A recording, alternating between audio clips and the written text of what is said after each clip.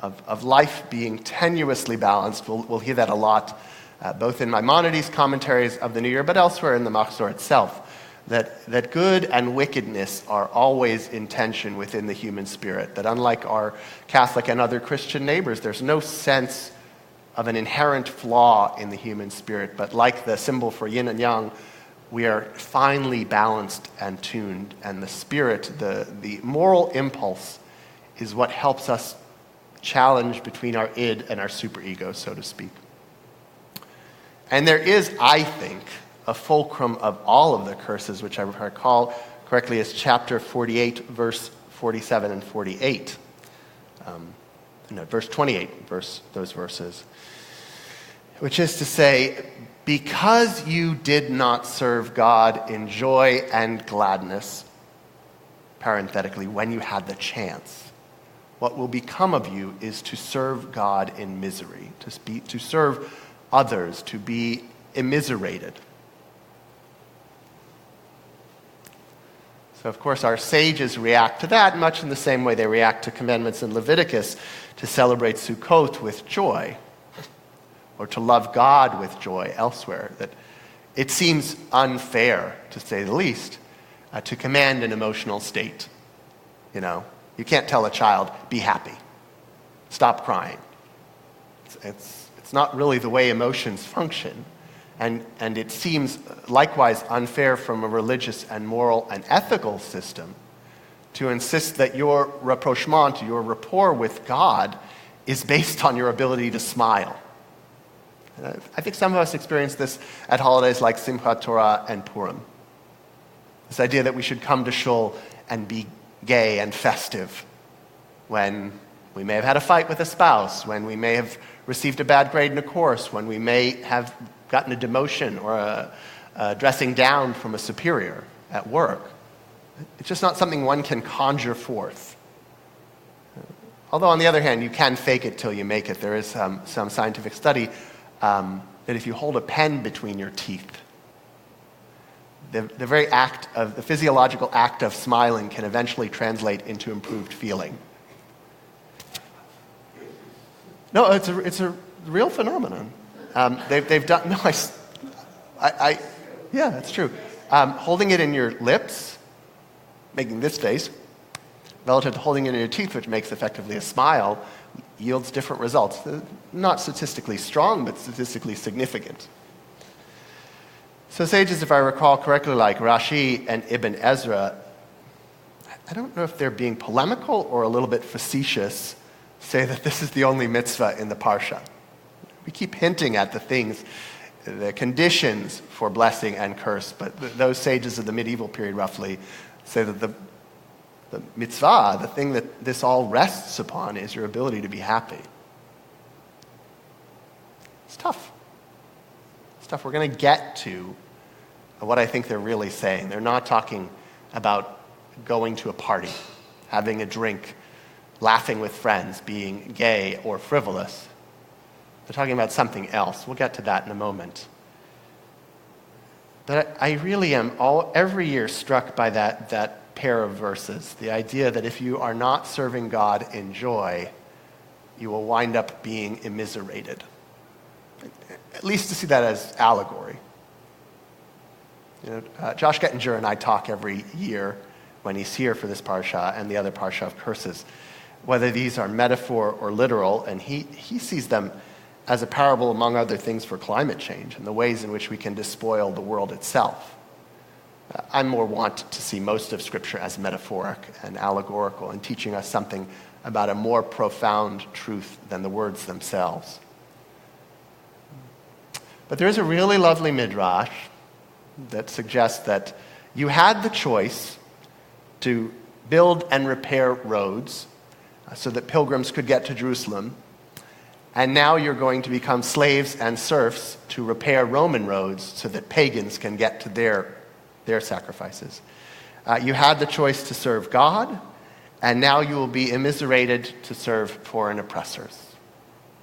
You had the choice to contribute tithes for a sacred service, and now you will be forced to pay duties to foreign overlords as their lieges.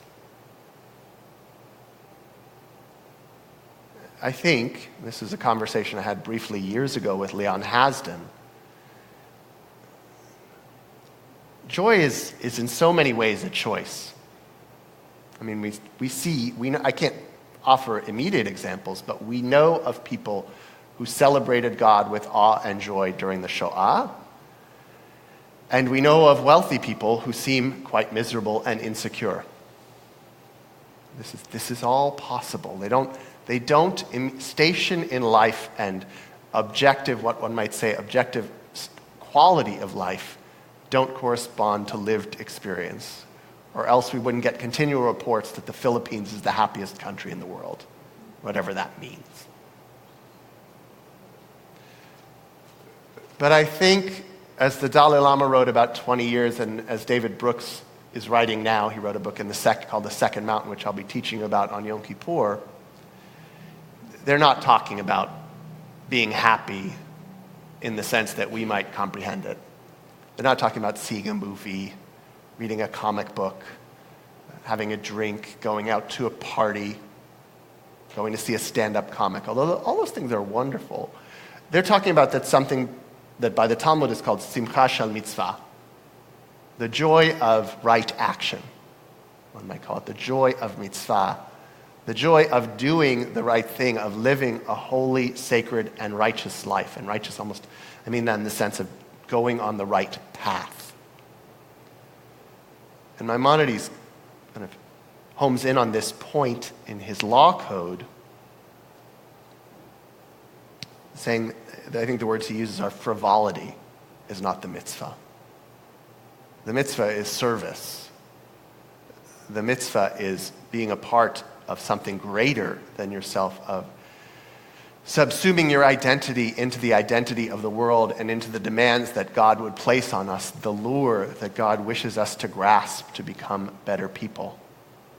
And he says elsewhere in his law code that were you to celebrate the holidays, the special events and seasons of Jewish life by having a nice brisket, drinking too much wine, singing a few songs on your at your table, that's not the joy of doing a mitzvah, that's the joy of the stomach. And so to return, I think the Dalai Lama used the words opposite to the way I would. He talked about joy being that frivolous joy, that ephemeral joy, and happiness being the deeper sense. But I think even if you connect it to the great perfume joy, does anyone remember the perfume Joy? One of the all-time best perfumes. So beautifully named because it's about something almost profound. The smell is so simple and floral and reminiscent of all the greatness of life to me. I think joy is the better word personally. A better translation of simcha, which is not about dancing at a bar mitzvah, but about supporting the bar mitzvah boy or the bat mitzvah girl. Is about living a life in community where such things exist. Living a life where we support the poor and the vulnerable. Living a life of striving to be better. That's what really matters to people. You may, at the end of your life, you may on Rosh Hashanah or Yom Kippur, look back on a party you went to.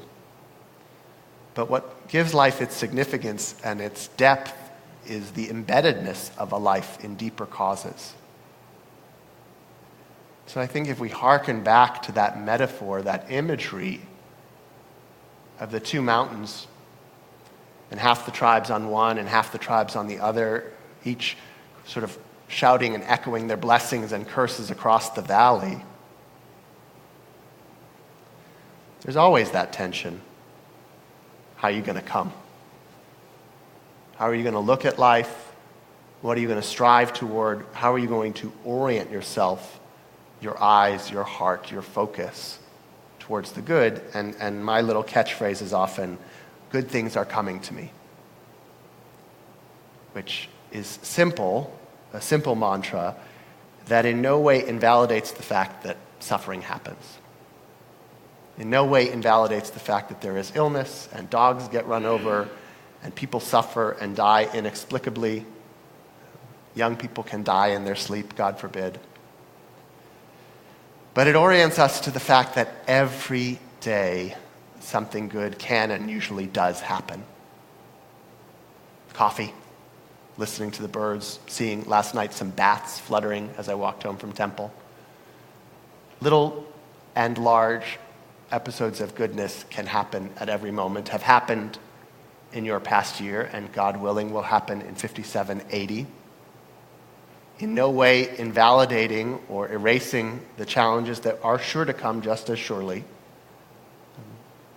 but orienting us towards the mount of blessing and goodness, and orienting us to seize the opportunity to serve God in joy rather than allowing our lives to be immiserated for yet another year.